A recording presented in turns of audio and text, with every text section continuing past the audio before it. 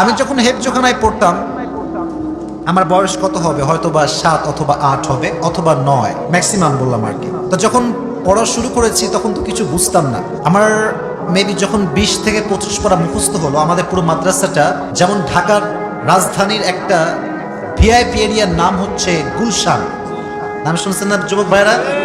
গুলশান, আবার আছে আপনার বনানী, আবার আছে ধানমন্ডি, আছে না নাই? VIP place in Dhaka, VIP বললেও ভুল হবে, ভিআইপি প্লেস ইন ঢাকা। তা আমাদের রাজশাহীতে ভিআইপি প্লেস বলতে আমরা বুঝি উপশহর। এটা একটা নামি দামি জায়গা, ভদ্র এক নামি দামি জায়গা। তো আমরা থাকতাম উপশহরে পড়াশোনার জন্য। তো আমরা দেখতাম অনেক ধনী ঘরের ছেলে, অনেক ধনী ঘরের ছেলে, আপনি কল্পনা করতে পারবেন না যে কত টাকার মালিক তারা। 5 ওয়াক্ত নামাজের 1 ওয়াক্ত পড়তো না। জুমার দিন দেখতাম মাঝে মাঝে মাঝে মাঝে মাঝে মাঝে আসতো। তো একজন ছেলে ছিল, এই স্টোরিটা আপনাকে মোটিভেট করবে to change your life. This story will change your life ইনশাআল্লাহ।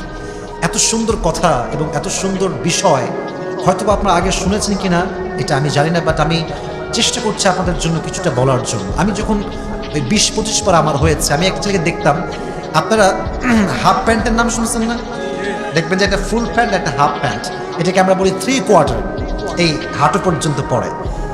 দেখবেন অনেক যুবক আছে 3 কোয়ার্টার প্যান্ট পরে, একটা টি শার্ট পরে যেটা খুব ঢিলা ঢালা হয়, গলায় চেইন পরে, হাতে ব্রেসলাইট পরে, আছে না? তো ওই ছেলেটা হি ওয়াজ লাইক দিস, এরকমই ছিল, নামাজ কালামের কোনো খবর নাই। আর আমরা সবাই দেখতাম প্রায় একটা মেয়ের সঙ্গে খালি টাঙ্কি মারতো, সবার সামনে টাঙ্কি মারতো। তাকে দেখে ভাবতাম যে আহা, আল্লাহ আমাদের কত ভালো রেখেছে যে আমরা মাদ্রাসার ছাত্র হতে পেরেছি, অনেক লাকি মনে করতাম নিজেদেরকে। তো আমি দেখলাম আমার যিনি উস্তাদ, তার নাম হচ্ছে হাফেজ মাওলানা আব্দুল মান্নান সাহেব, আল্লাহ ওনাকে নেক হায়াত দান করুন, আমিন।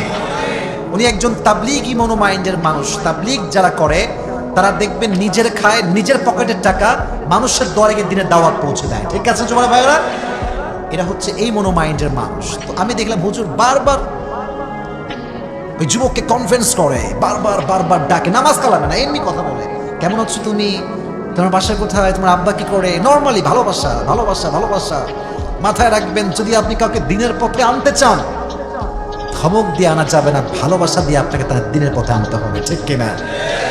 তারিক জামিল বলেন বারবার, উনি পাকিস্তানের একজন টপ ফেমাস স্কলার, উনি বলেন যে अगर किसी को दीन में लाना चाहते हो तो अपनी जबान की बोल को मीठा बनाओ, क्योंकि जबान की बोल एक ऐसी चीज है कि एक बोल से पूरी जिंदगी खुश नसीब हो जाती है और एक ही बोल से पूरी जिंदगी बर्बाद भी हो जाती है। ঠিক না বলা?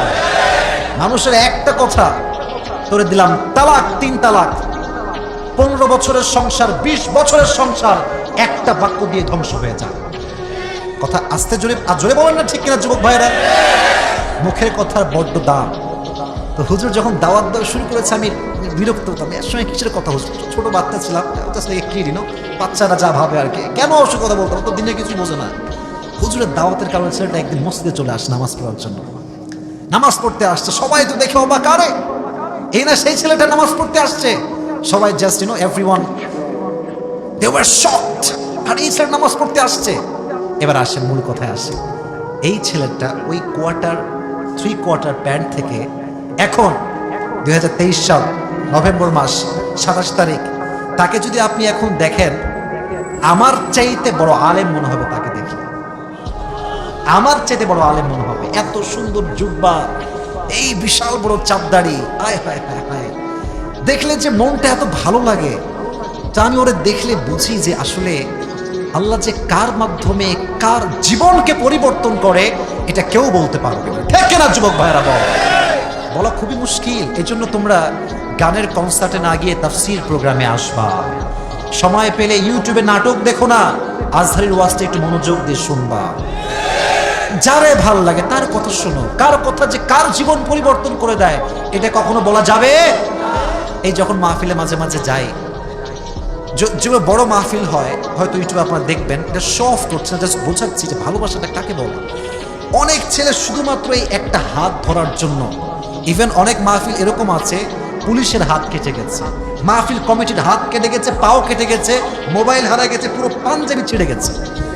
আমি ভাবি যে কি রে, আমি তো নর্মাল ফ্যামিলির ছেলে, আমি সত্যি মধ্যবিত্ত পরিবারের সন্তান, একদম মিডল ক্লাস ফ্যামিলি, তো আমি ভাবি যে এরা আমার এত ভালোবাসে কেন। পরে ঠান্ডা মাথায় ভাবলাম যে কেন কেন কেন কেন কেন। তখন আমার মনে মনে একটা চিন্তা আসলো যে হতে পারে আমার একটা বাক্য তার পুরো জীবনটাকে পরিবর্তন করে দিয়েছে। ঠিক আছে যুবক ভাইরা? তো যে যারা ভালোবাসে সে তার মূল্য বোঝে, আর যে যারা ভালোবাসে না সে তার মূল্য বুঝতে চায় না। ঠিক আছে যুবক ভাইরা কথাটা? তো আমরা চেষ্টা করব দিনের মাহফিলে আসার জন্য, ওয়াজগুলো শোনার জন্য। রাজি আছেন তো ইনশাআল্লাহ? আল্লাহ কবুল করুন। সকলেই মন খুলে পড়া আমিন।